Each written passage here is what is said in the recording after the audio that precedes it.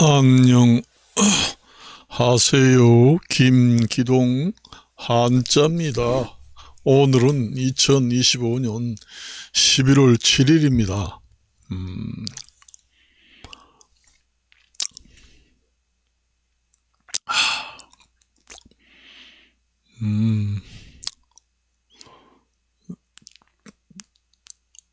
지금의 우리나라든 전 세계든 상당히 우왕좌왕한다. 어찌할 줄 모른다. 그렇게 보시면 됩니다. 우리나라도 그렇고 국제 각 나라들도 그렇고 우왕좌왕한다는 얘기죠. 지금의 저번 시간에도 얘기했지만은 환경 파괴가 되고 인구가 많아서 이러한 일이 생긴다는 얘기죠. 그런데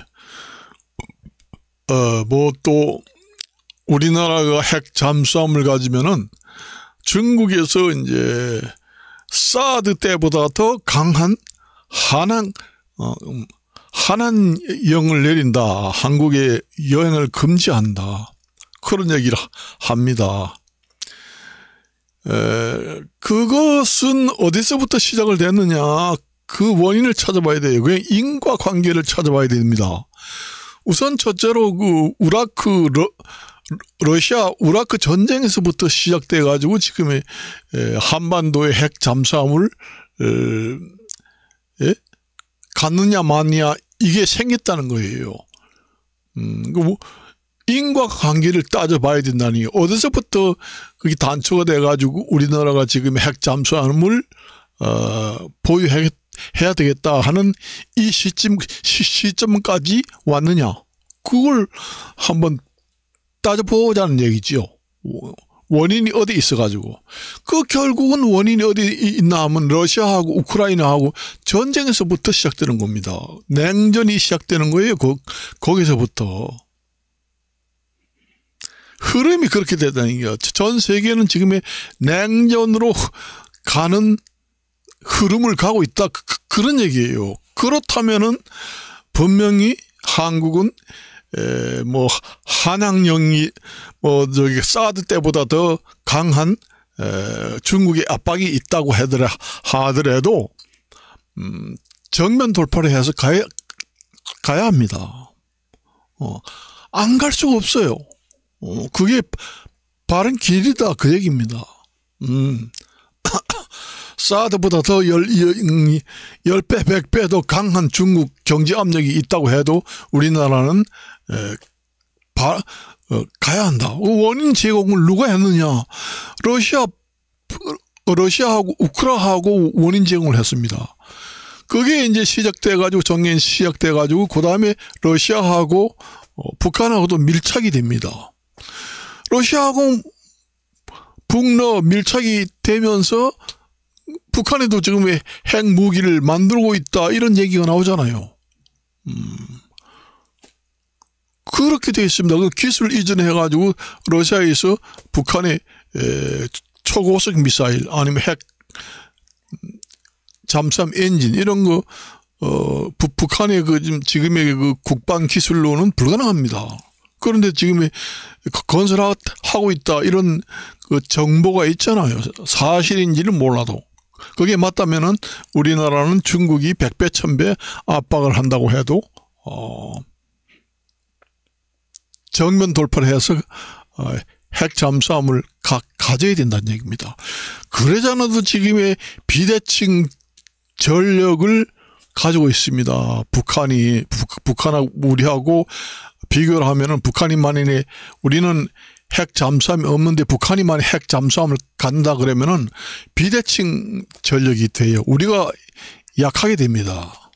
동등한 입장이 안 된다. 군사력이 비등해야 되잖아요. 비대칭이 되면 안 됩니다. 비대칭 전력을 타파하기 위해서는 핵잠을 한국이 가져야 된다. 그런 이론입니다. 그 원인은 북한하고 러시아하고 원인 제공을 했어요. 북러 밀착 기술 이전 때문에 생긴 일이다, 그 얘기입니다. 북러 밀착 군사기술 이전.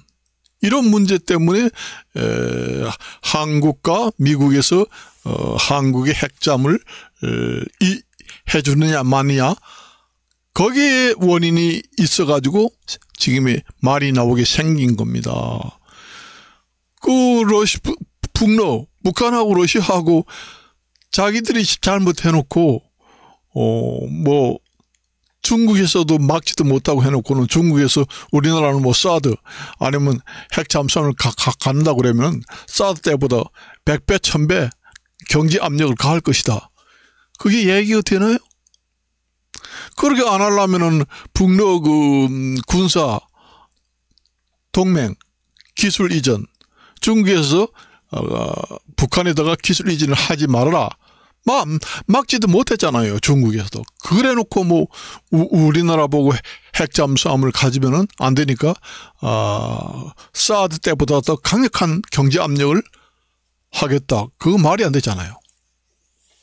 그 굴복해서는 안 된다는 얘기죠. 그게 바른 길로 가는 길을 정면 돌파를 하는 정도가 있다면은 그 핵잠수함을 지금 가지고 가는 길이 바른 길입니다. 그걸로 가야 된다는 얘기죠.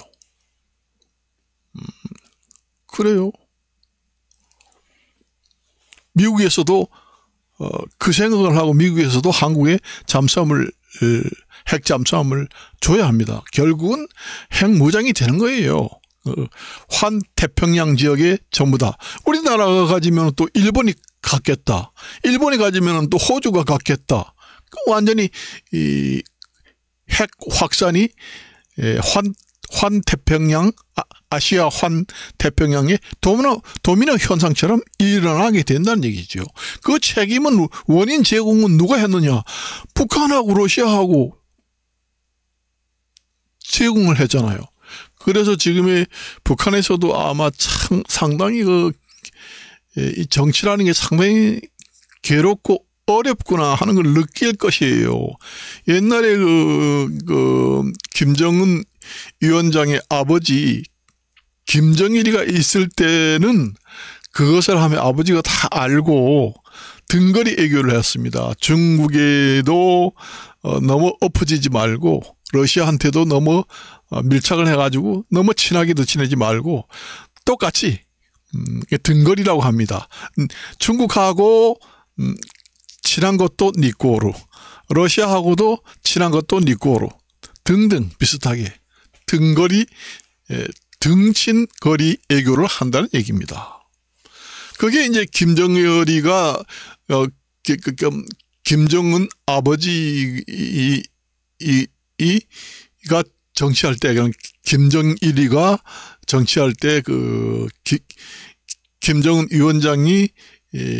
위원장의 아버지가 정치할 때 김정일이가 터득한 일입니다. 그러니까 지금의 김정은 위원장은 참 이 정치라는 게 까다롭고 어렵구나 지금에 아마 느낄 겁니다. 북러하고 밀착하면은 이제 살 길이 생겼다 했는데 한중 간에 비핵화하자 이런 얘기도 나오고 지금에 또 이러지도 못하고 저러지도 못하고 사면초가에 지금 몰려 있습니다. 북한도. 그런 주변에 주변에 보이지 않는 미묘한 분쟁이 일어난다는 얘기죠. 그걸 지금의 정말 절실히 느낄 거예요. 김정은 위원장도. 김정은 위원장도 만일에 러시아에서 북한에 러시아 군사 지원 좀 해다와. 그러면 우리가 기술을 주겠다 했을 때 no 하든지 아니면 조금 지원을 해주는 척하고 빼버리고 중국하고 러시아하고 등거리 애교를 이렇게 했다고 하면은 지금의 이 한반도 환태평양, 그러니까 중국, 러시아, 북한, 일본, 호주 이런 환아시아 태평 지역에 이러한 징조는 돌지 않았지 않느냐 그 얘기입니다. 항상 얘기하지만은 이렇게 가는 것이 바른 길이다. 지금 주변 국제 상황, 우리 아시아, 우리 주변에 있는 나라들이 돌아가는 그 정세 변화를 봤을 때 이렇게 가는 것이 바른 길이다 하면은 정면 돌파를 해야 됩니다. 중국에서 사드 때처럼 압박을 천배 만배 한다고 해도 뒷걸음치면 안 돼요. 그건 결국은 전쟁에서도 집니다. 그 중국의 만일에 중국에서도 우리한테 압박할 이유가 없잖아요. 북러 혈맹 관계를 북러 그 동맹 관계를 또 조약을 하고 또 북러 간의 그 군사 기지를 이전하고 지금 그런 상태가 아니에요. 제가 알기로는 그 정보상에는 그렇게 나와 있습니다. 그러는지 아는지는 모르지만 그걸 왜 중국에서 막지 못했느냐.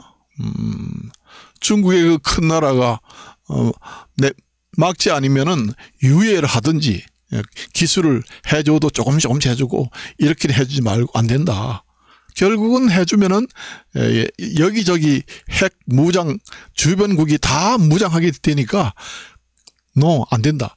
이렇게 중국에서 중간에서 조정을 하고 만류를 했어야 만류를 해가지고 그게 좀 스톱되는 그런 기미가 보였다. 그러면은 우리나라한테 사드 때처럼 강력한 경제 압박을 할 명분이라도 생기잖아요. 그런 것도 하지도 않고 가만히 놔두고는 북러 조약에는 군사 협력과 동맹, 혈맹 관계를 맺고 군사 첨단 기술을 이전해 주는 것도 하려면 해라. 이렇게 해놓고 우리나라가 핵 잠수함을 건설한다. 그러니까 한국에 강력한 압박을 하겠다. 그게 말이 안 되죠. 모순이죠. 결국은. 그럴 경우에는 우리가 중국이 그렇게 압박을 한다고 그래도 우리가 받아들이면은 만일에 그 경제 전쟁에서 지면은 실전 진짜로 전쟁이 났을 때도 집니다. 저요. 그걸 아셔야 돼요. 반드시 그렇게 되는 거예요.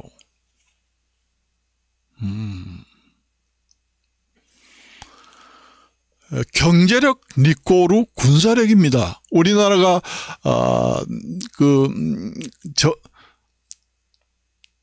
전작권 환수권을 우리나라가 유엔군이 가지고 있고 미국에서 가지고 있는 것을 우리나라가 가져온다고 하는데 우리나라가 관리할 수 있는 경제적 능력이 되나요? 군사력이라는 것은 경제 니꼬르 군사력입니다. 우리나라 경제력이 요 정도 되는데 미국의 군사력을 한국에 다 줄 테니까 너 운영을 해봐라. 할 수 있나요? 못합니다. 우리나라 경제력이 미국의 군사력을 다 공짜로 준다고 해도 한 달도 경영을 못하고 빵꾸가 나가지고 나라가 완전히 가난해가지고 침몰하게 됩니다. 그걸 아셔야 돼요. 전작권 환수를 빨리 하는 것도 중요하지만은 그걸 운영 능력이 되느냐. 그 운영 능력이라는 게 곧 경제력입니다. 그래서 경제력 니꼬르 군사력이다. 그러니까 잘 살고 경제력이 있어야 군사력도 튼튼하고 유지할 수 있고 군비 증강을 할 수가 있죠. 우리가 예산에서 우리 경제력에 너무 과대하게 군사 분야에 많이 지출을 하게 되면은 오버가 된다는 얘기죠. 오버가 되면은 결국은 운영을 못 합니다.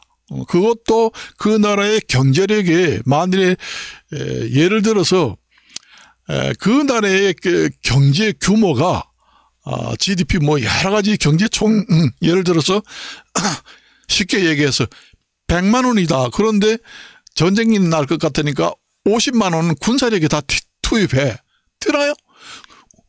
군사력을 다 투입을 해도 나머지 50만 원 갖다가 운영을 할 수도 없습니다. 국가를 운영해야지. 국민 행정하는 데 들어가는 돈도 많은데 군사력에만 집중할 수 있나요? 빵꾸 나서 운영을 못 합니다. 그러니까 그 그 한 나라의 그 경제의 그 경제력을 봐서 그 비율을 맞춰야 된다는 얘기죠. 무작정 군사 예산을 많은 비율로 높여서 투자를 할 수 없다는 얘기죠. 할 수 없다는 얘기예요. 부득이하게 그렇게 할 수밖에 없다는 얘기죠. 요 정도 군사력 만일에 총 예산에서 국방비 예산이 전에는 한 10%밖에 안 되는데 갑자기 30%를 예산에서 많이 증액을 했다. 그러면 국가 전체 운영하는데 그 흠결이 생긴다는 얘기예요. 흠결. 이가 빠져가지고 잘 씹지 못하는 절름발이 파행 예산 행정이 된다는 얘기입니다. 절름발이. 그렇기 때문에 각 나라마다 군사력을 많이 100만 원인데 그 나라의 경제 총 생산 능력 예산이 만일 예를 들어서 100만 원이다 하면은 아이고 전쟁이 날 것 같으니까 군비 증강을 위해서 방위 군사력 예산을 50만 원을 증액해가지고 해. 그러면 50만 원 갖다가 그 나라의 그 국가 운영비가 모자랍니다. 빵꾸납니다. 그러니까 이러지도 못하고 저러지도 못하고 딜레마, 그러니까 사면 초과에 빠지게 되는 현상이 생긴다는 얘기죠.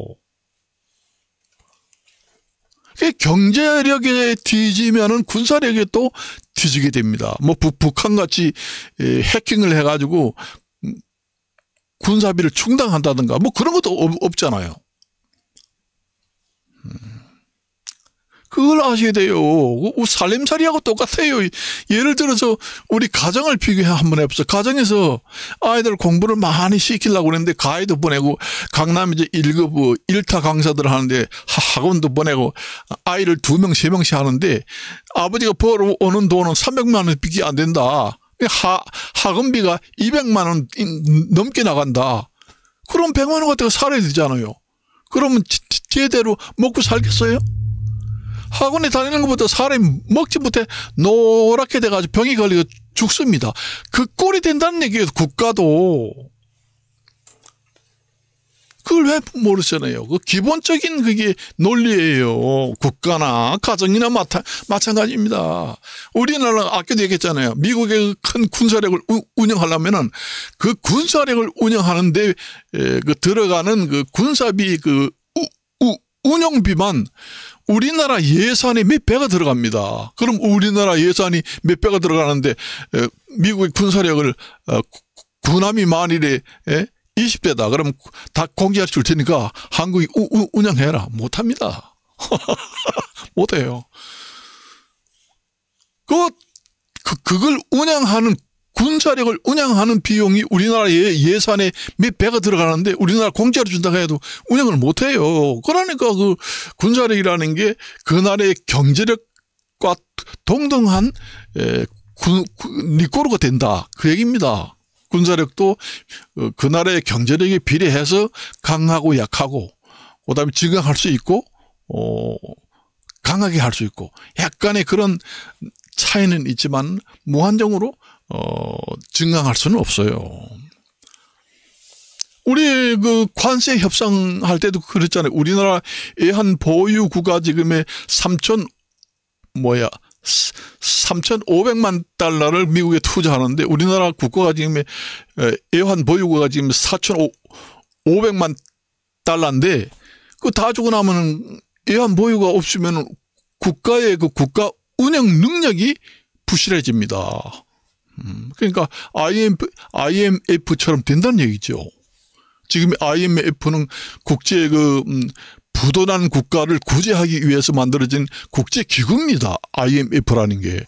그런데 지금의 전 세계 경기가 다 나쁜데, 그 빌려주는 돈도, 다 빌려달라고 난리 지금 우리나라도 지금 부도나 죽겠어. 그러니까 좀 빌려서 일단 국가를 좀 안정시켜가지고 나중에 다 제대로 좀 안정이 되면은 다 갚아줄 테니까 빌리다 와. 그런 나라들이 수두룩합니다. 누가 빌려주나요? IMF 그 국제은행도 그 기능이 마비가 됩니다. 지금의 전 세계의 각 나라들의 재정 상태가 지금 그런 상태에 있다는 얘기예요. 그게 왜서 그렇게 돼 있느냐? 결국은 환경 때문에 지금 이렇게 돼 있다는 얘기예요. 지금 비정상적이잖아요. 지금 전 세계가 지금 비정상적으로 돌아가고 있어요. 지금 관세라는 게 지금의 재태가 나가지고 지금 100살 가까이 됐지만 관세 정책으로 이렇게 난리친 적은 내가 보지를 못했어요. 그게 비정상적이라는 얘기예요. 비정상적이 돌아간다는 것은 이게 국제사회가 갈 때까지 갔다는 얘기입니다. 그 내가 저번에 얘기를 안 해요? 공중분해가 된다는 얘기입니다. 언젠가는. 그래서 옛날에 그 종교에서 얘기하는 그 종말론, 아마겟돈론 이런 것이 아니라 자연 붕괴가 돼요. 어떤 타인에 의해서 붕괴가 되는 게 아니라 자연 붕괴가 됩니다. 왜냐? 자연 때문에 그래요. 자연. 지금 생산이 안 되잖아요. 지금에. 여러분들이 밖에 나가서 쌀을 사 먹는데 20kg 쌀이 지금 작년 대비 17% 올랐다. 뭐이 올랐다. 그거 국가에서 정부비 방출을 해가지고 쌀값 안정을 할 수 있어요? 못합니다. 국가에서도 지금 쌀이 생산 안 돼가지고 추곡 소매를 해가지고 창고에 비축하고 있지만은 장래를 내다봤을 때는 방출을 못합니다. 전 세계적으로 지금의 식량난이 많이 왔기 때문에 그래요. 제가 1940년대, 50년대, 60년대는 쌀값이 한 10%만 올라도 가장 식생활에서 가장 근본이 되는 식품은 쌀이기 때문에 쌀값마저 오르면은 다른 거 다 오른다 해서 쌀값이 조금만 오르면은 정부에서 비축하고 있던 추국 수매를 해가지고 창고에 비축하고 있던 그 쌀 부대를 정부비 방출이라고 도장을 찍어서 각 시장에다가 방출을 합니다. 무제한. 그러니까 그 쌀값이 안정될 때까지 무제한으로 방출됩니다. 그래서 내가 그 당시에만 해도 식당에 가서 이렇게 먹으면 아이고 왜 저렇게 밥맛이 없어 이러니까 아이고 정부비에서 방출했는데 한 5년 된 걸 쌀을 방출을 한다네. 그건 묵은 쌀이야. 근데 정부비예요? 그러니까 맛이 없지. 그래요. 우리나라 같은 게 전자권 조교 환수를 지금에 빨리 하려고 하지만은 그게 과연 운영 능력이 되느냐 그 얘기입니다. 누구든지 우리가 그 전시 작전권을 환수해가지고 우리 국군이 통수를 완전히 하고 자주국방을 하는 것도 그거 누가 국민이 마다하고 싫다 하겠어요. 그걸 운영할 수 있는 기술, 능력, 돈, 경제력이 없기 때문에 미국에 맡겨두는 겁니다. 그럼 미국에서 워낙 잘 살고 전 세계에서 경제력이 가장 크고 경제력이 가장 높기 때문에 우리가 거기에 기대고 있는 그 뿐이에요. 그렇게 할 수밖에 없어요. 부득이하게. 우리나라 국민이라면 누구든지 전시 작전권을 유엔사에다가 외도 우리나라 국군으로 완전히 100% 환수를 해. 우리나라 국군이 선도적 주인이 돼서 작전을 하고 부수적으로 연합군들이 따라와야 한다. 그게 원칙이죠. 그건 누구 모르고 있나요? 그런데 그게 형편이 안 된다는 얘기예요. 그 가정에서 하는 것처럼 얘기하면은 그 우리나라 국가 경제 형편상 안 된다는 얘기입니다. 가정으로 비교하면 요새 가정 형편이 말이 아니야. 입에 불칠하기도 힘들어. 국가도 마찬가지예요. 경제력이 나빠지게 되면은 가정처럼 입에 불칠하기도 힘들어요. 국민들이. 민생이 어렵고 지금 살기도 어려운데 무슨 잘 사는 경제력이 튼튼한 미국에 의지할 수밖에 없다. 부득이하게 눈물을 흘리면서 눈물을 흘리면서 부득이하되 기댈 수밖에 없어요. 원래 그래요. 그게 그 이론이라는 게 자존심을 버리잖아요. 아무리 내가 지금 돈을 잘 못 벌고 지금 배가 고파서 죽을 판인데 어디 부잣집에 가서 손을 내밀고 식은 밥이라도 좀 달라고 동냥을 하잖아요. 그 각설이 타령처럼 당장 목숨이라도 이어가려고. 그런 사람이 사는 그 생계하고 똑같습니다. 국가 운영하고 그 원리는 똑같아요. 그걸 왜 모르시나요? 그렇게 되면은 중국에다가 항의를 하세요. 중국에는 지금의 그 북러 그 조약을 맺고 군사기술, 첨단기술을 서로 이전하고 그렇게 한 그 정보가 있다. 그런데 중국에서는 막지도 않고 아무도 않고 수수방관 그냥 팔짱만 끼고 가만히 보고 있다가 한국에서 핵무장한다고 완전히 경제 압력을 가한다. 말이 되느냐고. 좀 중국에도 그 대사를 좀 초치를 해서 항의를 좀 하세요. 그렇게 중국에서 역할 분담을 자기가 하지 못하고 북한까지 핵잠수함 건설이 되는 마당에는 한국에서 핵잠수함은 안 된다 이렇게 중국에서 말할 수가 없지요. 말할 수가 없지요. 그걸 만일에 말할 수 없는 중국의 입장인데도 불구하고 우리나라는 중국의 경제력 압력에 눌려서 중국의 핵잠수함을 안 하고 포기할게요. 그러니까 우리가 잘 지냅시다. 중국하고. 이렇게 한다고 되나요? 그게 바른 길이 아닙니다. 굴신 정치가 되는 거예요. 그게 바른 길이 아니면은 정말로 전쟁이 났을 때도 져요. 똑같습니다. 경제 전쟁, 경제 정치에서 지면은 실전에서도 진다는 얘기죠. 그러니까 바른 길로 가라 정도가. 중국에서 항의를 해요. 그러면 북러 비핵화를 해라. 그리고 북러 군사 첨단 기술을 이전하지 말라. 그럼 우리도 안 하겠다.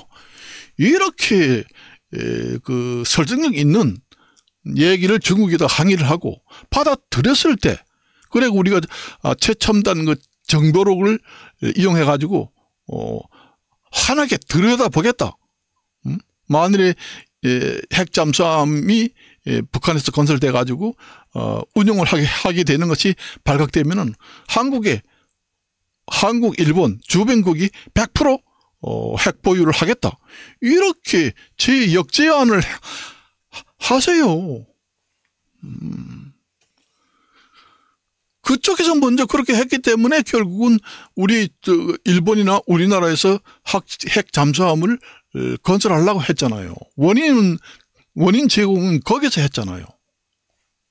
북러 중국에도 책임이 있다는 얘기죠. 그래서 항상 얘기하지만은 이스라엘식으로 우리는 그 정치 외교 노선이라든가 국내 노선 이런 걸로 국가를 정립하고 그 길로 가는 게 좋다 그런 얘기입니다. 지금의 이스라엘 같은 데나 파키스탄 같은 데도 핵무기를 보유한 국가로 알고 있습니다. 그리고 이스라엘을 통해서 미국이 중동에 많은 전쟁이 났을 때 정돈을 이스라엘이 선도를 해서 먼저 평정을 하는, 그리고 후방 지원은 미국에서 하는 그런 형태로 우리나라도 환태평양, 아시아 환태평양, 이 고리 한자를 씁니다. 환태평양이라는 게. 그래서 그런 형태로 우리나라의 외교 노선, 국가 노선이 정립이 돼야 한다. 그렇게 저는 보고 있습니다. 그래요. 그래서 내가 우리나라만 얘기했지만은 전 세계는 혼란에 혼란을 거듭한다. 이렇게 혼란에 거듭할 때는 그 정치 체제, 이도 올리기, 그 정치 체제가 지금 공산주의하고 민주주의입니다. 이러할 때는 강력한 통제력은 공산주의가 더 낫습니다. 그런데 민주주의는 뭐 말을 안 들으면은 좀 통제하기가 힘들지요. 그 나라 국민들의 의사를 존중하는 편이 많기 때문에. 그렇지만 공산주의 같은 경우에는 좀 의사를 통제할 수 있는 국가의 통제력이 민주주의 국가보다 강력합니다. 그렇기 때문에 이 국제사회가 이렇게 비정상적이고 혼란스러운 상태에서는 공산주의의 통제력이 민주주의의 통제력보다는 우선한다. 그렇게 보시면 되겠습니다. 그런 이 시대적으로 봤을 때는, 혼란스러운 시대에 봤을 때는 그런 면도 있다는 얘기죠. 그래서 내가 공산주의를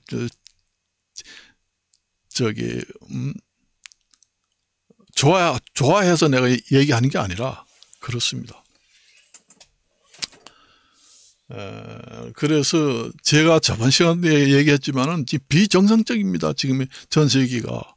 아까도 얘기했지만은 관세 때문에 이 세상이 떠들썩한 일이 있었나요? 근데 솔직히 말이지, 제가 말씀을 드릴 것 같으면은 이 국가 원수라든가 그 경제 정책에서는 이 개인과 개인, 국가가 아니고 그냥 개인 회사와 회사 간의 그 사업을 할 때는 욱박지르고 뭐 이상한 뭐 제도라든가 이런 걸 이용해 가지고 술수를 쓴다고 하지요. 그렇게 할 수도 있습니다. 그렇지만 국가와 국제 질서에서는 그 개인이 사업하는 것처럼 그렇게 행동을 하면 안 됩니다. 그게 안 돼요. 우리가 보통 이제 개인이 사업을 하고 큰 회사를 운영할 때 개인이 그 서로 그 회사 간에 그 치열한 경쟁을 할 때는 그러한 구도로, 좀 좋지 못한 구도로 행동을 한다고 해도 그거는 맞다 그렇게 보지만은 국제사회에서는 그게 불합리하다고 그러지요. 그 불합리하기 때문에 이제 대법원이라든가 이제 그런데 이제 소원을 해서 판결을 받는 제도까지 올라가게 된다는 얘기죠. 그렇잖아요. 원래 그 법원이라는 게 우리는 단심제가 아닙니다. 우리도 4급 3심제인데 그 외국 같은 경우에는 뭐 8급 3심제, 9급 9급 10심제 이렇게 그 여과 장치가 엄청나게 많습니다. 여러분들이 재판을 할 때 국민들이 돈이 많이 들어간다. 말하자면은 지방법원, 고등법원, 대법원, 또 소원 이렇게 해가지고 그거 변호사 사가지고 하려면은 국민의 그 집안의 기둥뿌리가 다 뽑아가지고 다 그 집안이 재판하느라고 다 망한다. 그러니까 단심제를 하자. 지방법원에서 판결 난 것은 그 이상 상소나 상고를 못하고 단심제를 하면서는 거기서 판결이 끝난다. 파기환송이고 뭐고 없고 그러면 거기서 다 끝난다. 그 좋지요 사실. 그렇지만은 오심이 많이 나올 수 있다는 얘기죠. 또 좋은 점이 있으면 경제적으로는 낫지만은 그 많은, 그러니까 그 심사 그 제도의 체제가 여러 층이 있으면은 그 정수기의 휠타처럼 잘못된 오류된 판단을 걸러낼 수 있다는 장점도 있다는 얘기입니다. 그걸 아셔야 돼요. 예를 들어서 지방법원에서 판결을 했는데 징역 30년이다 했는데 고등법원에 갔는데 15년으로 감형이 됐다. 그 다음에 대법원에 갔는데 선고 유예가 돼가지고 이게 기한이 지나면은 없어진다. 이렇게 될 수도 있다는 얘기죠.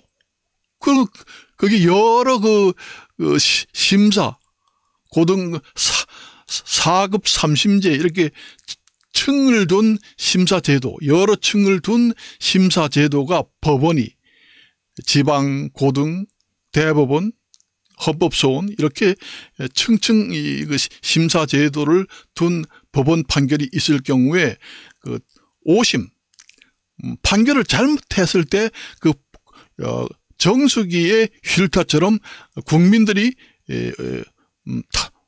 바르게 구제받을 수 있는 길이 생긴다는 얘기예요. 그러니까 행정 오류가 생겨서 잘못 판단한 것을 바르게 판단할 수 있는 길이 열리게 된다. 그런 장점도 있다는 얘기입니다. 돈이 들지만은 계속 올라가면 올라갈수록 자꾸 판결을 하려면은 변호사 비용이고 뭐 돈은 많이 들어가지만 그런 좋은 점도 있다는 얘기죠. 그래서 무조건 법원을 우리는 단심제 딱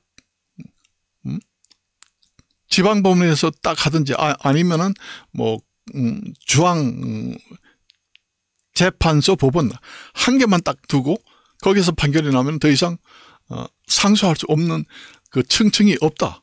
그럴 같은 경우에는 그 판결이 잘못되면은 그게 국민들의 피해가 엄청나게 많이 온다는 얘기죠. 그것을 예방하기 위해서 법원을 층층층층 이렇게 지방, 고등, 대, 헌법소원 이렇게 자꾸 사다리처럼 올려놨다는 얘기입니다. 그 외에서 4급 3심제, 5급 4심제, 6급 5심제 이렇게 많이 하는 나라도 있습니다. 그 왜서 그렇게 해놨겠어요? 그거 다 좋은 점이 있기 때문에 그렇게 해놓은 거예요. 그걸 아셔야 돼요. 저도 육법전서 공부도 엄청나게 많이 했습니다. 우리나라 같은 경우에는 양형제도가 너무 낮아가지고 지금 일본 사람이 우리나라에 여행을 와가지고 죽었잖아요. 교통사고 나가 술을 먹고. 일본에서도 이제 일본에는 원래 제가 이제 저 가족 중에 일본에 가서 현직에서 근무하다가 왔어요. 그런데 아니면 이웃 사람한테 들었는데 일본 사람들은 정말로 에티켓이 예의가 바르다고 합니다. 저도 서울교통공사에 근무할 때 친절 교육을 받았습니다. 서비스 교육. 받을 때는 일본의 서비스 교육이 벤치마킹해서 모델로 교육을 시키더라고요. 원래 전 세계는 앞으로 잘 살 수 있는 길이 서비스다. 그래서 일본이 서비스는 최고다. 나긋나긋하고. 그렇게 이제 일본의 서비스를 벤치마킹 해가지고 각 지하철 공사 아니면 서비스 관련 업체에다가 전부 다 교육을 시켰습니다. 일본이라는 나라가 그렇게 예의가 바른 나라고 서비스가 좋은 나라입니다. 거기에서부터 출발을 해가지고 우리가 교육을 받았어요. 직접 저도.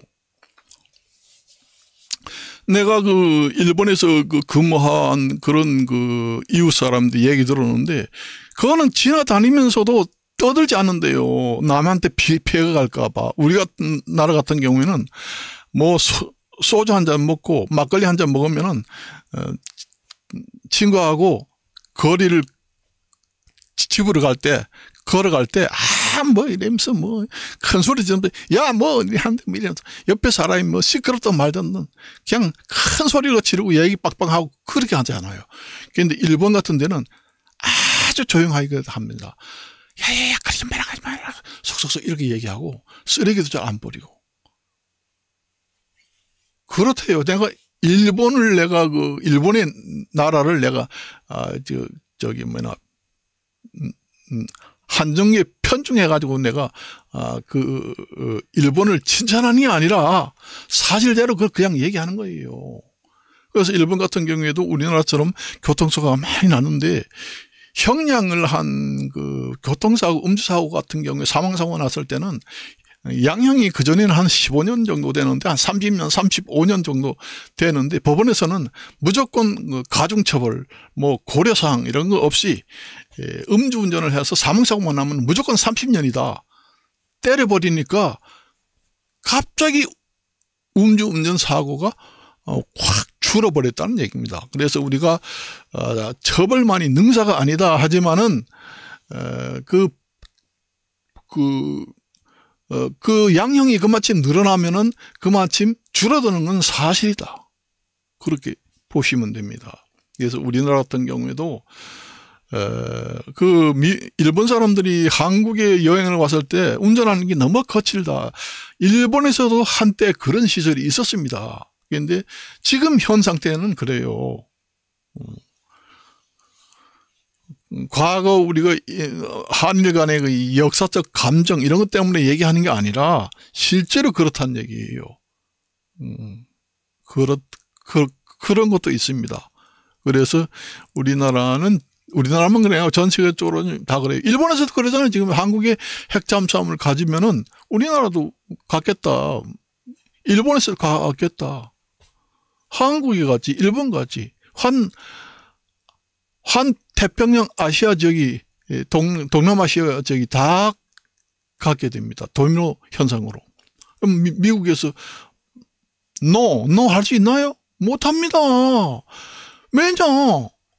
일본에 북한에서 핵 잠수함을 만들어 가지고 물 밑에서 미사일을 쏘고 그다음에 정보력이 강해졌다. 인공위성도 많이 쏘아 올려 가지고 한반도의 그 상공을 완전히 장악하다시피 다 통제할 수 있다. 그다음에 바다에서는 잠수함이 한국을 완전히 그냥 유리알 같이 다 볼 수 있고 완전히 우세하다. 그렇게 되면은 미국에서 한국이 핵 잠수함을 갖겠다 하는데 no 할 수 있나요? 못하지요. 그래도 저번 시간에 얘기했지만은 지금에는 미국이 전 세계의 경찰입니다. 그러니까 미국이 전 세계에서 가장 경제력이 패권이기 때문에 전 세계를 커버를 다 해주는 경찰 국가지요. 그렇지만은 지금이 현 시대는 안 됩니다. 지금의 환경 때문에 안 돼요. 이게 고성장을 해가지고 지금의 경기가 잘 나간다 할 것 같으면은 전쟁도 잘 일어나지 않습니다. 사람이. 우리가 예를 들어서 가족들도 만나서 그 여건이라든가 분위기가 안 좋으면은 신경질이 나잖아요. 그럼 싸움이 심하지요. 그런데 그 국제사회가 잘 돌아가고 경기도 쫙쫙 두 자릿수, 세 자릿수 경기가 잘 돌아가고 먹고 사는데 정말 주머니 두둑하고 그런데 싸움이 그렇게 나와요. 사람이 마음이 편안해지고 마음이 안정됩니다. 그렇게 되면 서로 기분도 좋고 전쟁도 따라서 줄어들어요. 그 반대가 되면 전쟁이 일어난다는 얘기죠. 그런 상황이 됐다는 얘기예요. 지금 반대. 환경 때문에 그래서 환경이 나빠져서 모든 것을 압력을 누른다는 얘기지요. 경제력 압력, 그 다음에 에너지 압력, 국제 간의 알력 이런 걸 자꾸 만들어내게 된다는 얘기입니다. 그래서 제가 환경이 개선되지 않는 이상 공정분해가 된다 하는 것은 그런 논거에 의해서 얘기하는 것입니다. 그래서 오늘은 여기까지만 이야기하고 끝낼까 합니다. 안녕히 계십시오.